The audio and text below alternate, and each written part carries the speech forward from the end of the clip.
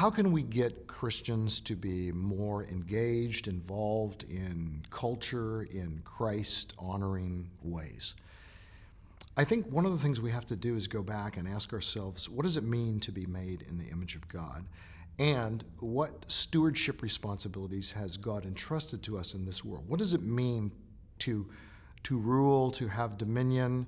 This is what God called the first human beings to do and calls all of us to do it today. It might be a very small area of influence, our own families. It might be business. It might be education. It might be going to school. It might be involved in a little league team or coaching or whatever it might be.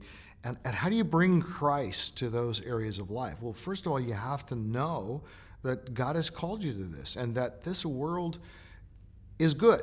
There's worldliness that's sinful, so that's the being of the world, end of things. But there's just being in the world, the fact that God has made us to engage with other people. If we're going to get the gospel to other people, we need to be able to relate to them and engage with them.